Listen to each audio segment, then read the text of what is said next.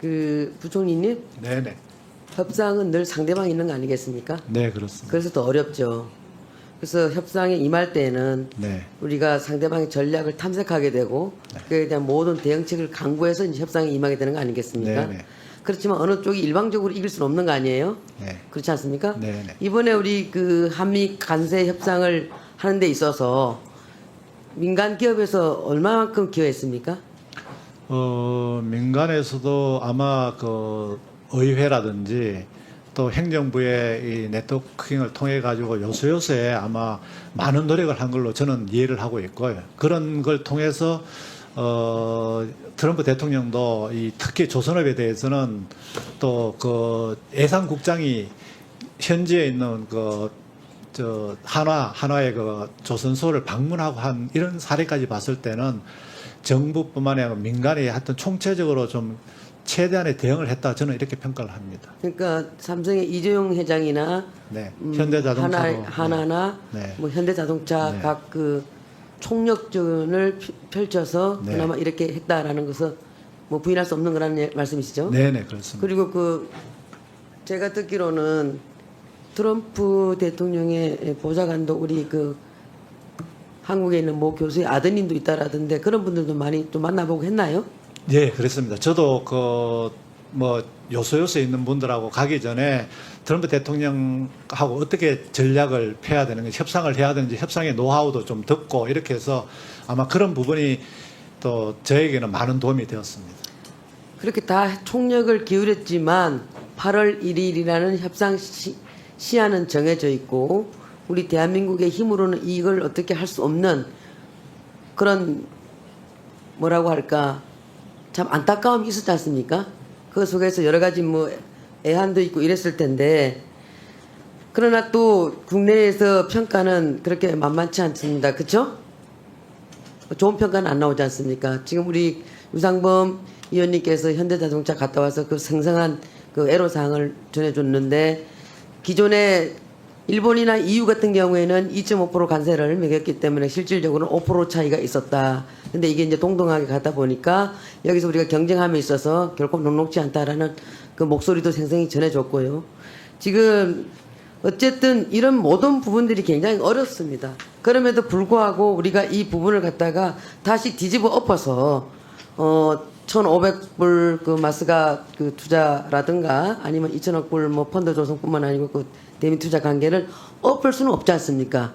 우리가 합의서를 서명하지 않았다고 해서 이 부분을 엎을 수는 없는 것이고 어차피 뭐 LNG가 우리가 도입해야 될 부분이니까 그거는 뭐 빼더라도 그러면 이제 8월 말쯤에 한미 정상 간에 이제 회담이 있을 텐데 이 부분에 대해서 이제 디테일하게 할지도 모르지 않습니까? 네네. 그럼 거기에 대한 뭐 내용 좀 나와 있나요? 저희들이 지금 이제 관계부처하고 이제 대책을 마련 중에 있습니다. 그럼 최소한 그 2천억에 대한 뭐 마스카는 그렇다 하더라도 최소한 2천억에 대한 투자 계획이나 방식이나 이런 부분에 대해서는 결정되나요? 저희들이 선제적으로 좀 제시를 하려고 하고 있습니다. 먼저 선제적으로요. 네네. 지금 보면은 미국 내에서도 그 트럼프의 이런 관세 정책에 대해서 굉장히 뭐 우호적이거나 그렇지는 않은 것 같아요. 부정적인 여론도 많이 있고 네. 결과적으로는 그 부분이 이 인플레이션을 일으켜서 국민들에게 어떤 부담을 주기 때문에 여기에 대해서 부정적인 것도 상당히 높다라고 보는데 트럼프의 임기는 4년이란 말입니다. 그죠? 네. 4년이면 우리가 이런 것도 다 감안해가지고 협상에 잘 임해야 될 것 같습니다. 네. 왜냐하면 지금 그 시중에서는 이재명 정부를 일컬어서 쎄쎄 정부라고 그래요. 들어보셨습니까? 못 들어보셨어요? 예. 아?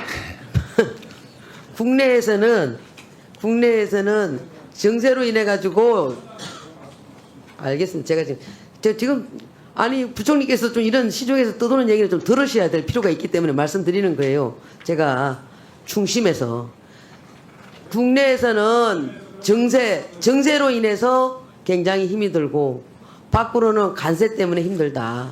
그리고 대만이나 중국에는 쎄쎄 얘기를 계속하는 거 아니냐 이런 우려가 있어서 쎄쎄 정부라는데 이런 얘기를 듣지 말아야 되지 않겠습니까? 그죠? 그건 좀 너무하지 않습니까?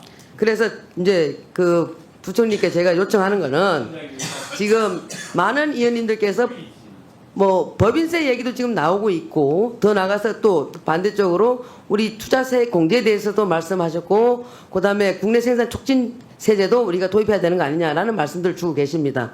또 한편에서는 노란봉투에 대해서 해야 된다는 말씀도 하시고 또 그거는 아직 좀 하면 안 되지 않느냐라는 여러 가지 의견들이 있는데 지금 부총리께서는 경제수장이십니다.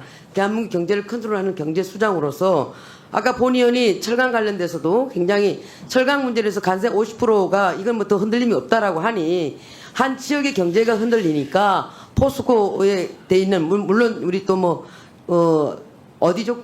전라도? 광양입니까? 광양. 광양. 이뿐만 아니고 이런 데 있는 지역 경제가 굉장히 흔들릴 소지가 있고 결과적으로 거기 계신 저기 지역 주민들이 국민들인데 여기에 대해서 선제적으로 그런 부분도 좀 선제적으로 대응해서 이런 부분들을 좀 해주셔야 된다는 말씀을 드렸는데 아까 아주 기계적인 답변만 우리가 그 실태 조사를 해서 거기에 대해서 요건이 맞으면 하겠습니다. 그거는 누구나 할 수 있는 얘기죠. 그래서 이런 부분들도 실망스러운 답변들을 하시기 때문에 이런 얘기들이 나올 수 있다는 걸 말씀드리면서 법인세는 인상하자. 그리고 또 투자세액이라든가 국내 생산 촉진제는 또 우리가 그걸 따로 지원해 주자라고 했을 때는 이 부분을 봤을 때는 뭘 하자는 건지 도대체 그러면은 병 주고 약 주자는 건지 그래서 하나하나 차근차근히 했으면 좋겠어요. 본 위원장이 봤을 때는 관세 협상에 대해서 이런 부분들이 좀 정리가 되고 대통령께서 한미 정상회담을 좀 성공적으로 마치고 온 뒤에 그 다음에 법인세라든가 이런 부분도 좀 봐야 되고 왜냐하면 우리가 우리 그 농산물 관련돼 갖고 쌀이라든가 아니면 쇠고기라든가 이런 부분에 대해서 그렇게 규모가 크지는 않습니다. 그럼에도 불구하고 국민적 저항이 굉장히 크지 않습니까? 거기는 국민의 건강권과 생존권이 같이 돼 있기 때문에 아까 부총리께서 말씀하신 대로 이 부분들은 우리가 국민적 정서를 보살펴야 됩니다. 그리고 지금 이제 과체류 같은 경우에는 우리 그 부총리께서는 이 부분은 우리가 과학적으로 AI 접근이라든가 이런 걸 다 해서 8단계는 지켜야 되기 때문에 이 부분은 점차적으로 봐야 됩니다라고 했을 때 이건 당장 우리가 그 개방될 것 같지는 않습니다만 그래도 또 그 가채류 농사를 짓고 계시는 또 우리 농업인들은 또 걱정을 많이 하고 계십니다. 그래서 이런 모든 부분들을 우리가 한미 정상회담이 끝나고 난 뒤에 그 다음에 법인세 문제가 나와도 늦지 않고 그리고 나서 그 노조법 2조, 3조 이런 부분도 그 다음에 가서 하나씩 좀 순차적으로 해서 국민들에게 이렇게 해 나가면 되는데 이걸 한꺼번에 뭐 폭탄 던지듯이 확 폭탄 던져버리니까 국민들이나 기업하시는 분들이나 봤을 때는 아뜨걸 하는 겁니다. 그리고 민심은 조금 더디 움직입니다. 그러나 정심은 아주 빠르게 움직이시더라고요. 그래서 이런 부분들을 잘 헤아려서 우리 그 경제 수장으로서 부총리께서 좀 해주셨으면 좋겠고 산업 공동화 부분에 대해서는 우리가 뭐 여러 의원님들이 말씀하신 대로 이 부분에 대해서도 지금 말씀 좀 제대로 해주시고 그다음에 아까 뭐 고용노동부 장관에게 제가 뭐 잘 얘기해서 사용자 개념이라든가 이런 부분에 대해서 뭐 실질적 그 구체적 지배설에 대해서 뭐 거기에 대해서 명징하겠다는 걸 말씀하시는 것 같은데 이런 부분들도 국무회의 때는 허심탄회하게 우리 그 부총리께서 하셔야 됩니다. 하셔야 그래도 부총리의 그 말씀들이 국민들에게 진정성을 갖고 전달되는 거거든요. 그래서 이런 부분에 대해서 좀 말씀을 해주시기 바랍니다. 종합적으로. 예. 포항 포항에 대해서 어떻게 선제적으로 대응해 주실지에 대해서 말씀해 주시기 바랍니다. 그것도 나중에. 예. 예, 뭐 의원님 말씀, 위원장님 말씀 제가 충분히 뭐 무슨 취지의 의미인지를 제가 충분히 알아듣겠고요. 어쨌거나 하여튼 저는 한국 경제를 진짜 성장을 할 수 있는 혁신 경제로 가는데 저는 관심이 그밖에 없습니다. 그래서 뭐 강론적으로야 뭐 이런 얘기도 나오고 저런 정책도 나올 수 있는 거는 충분히 그 파트에 있는 분들은 또 열망이 있을 겁니다. 그렇지만은 전체적으로 저는 이 기업이라든지 또 근로자분들이라든지 또 국가 발전이라든지 이런 부분에 대해서는 좀 성과를 낼 수 있는 부분을 진짜 제가 좀 최선을 다하겠다는 말씀을 드리고요. 이번 그 새 정부의 경제정책 방향이나 그런 예산 반영 이런데 제가 보여드리겠습니다. 보여드리고요. 또 특별히 위원님 관심 많으신 이 철강 50%의 관세에 따라서 진짜 철강업계가 굉장히 어려움에 처할 거로 예상이 됩니다. 그런 게 또 지역하고도 또 관련되기 때문에 제가 그 지역에 있는 회사들하고도 회의를 하고 또 관련 부처하고도 회의를 하고 해서 어떻게 하면 도와줄까? 어떻게 하면 우리 같이 이렇게 이 어려움을 헤쳐나갈까? 그런 차원의 적극적인 개념으로 제가 접근하겠다는 말씀을 드리겠습니다. 네, 감사합니다. 자, 그러면 지금부터 잠시만 주목해 주시기 바랍니다. 제가 구독자분들을 위해서 선물 하나를 준비했는데요. 제가 항상 여러분들께 드리는 말씀이 있습니다. 뉴스만 평소에 잘 챙겨보셔도 돈이 되고 돈을 벌 수 있다라고 말씀을 드렸는데요. 여러분들은 여기 보시는 삼성전자 뉴스를 보고 어떤 생각이 드세요?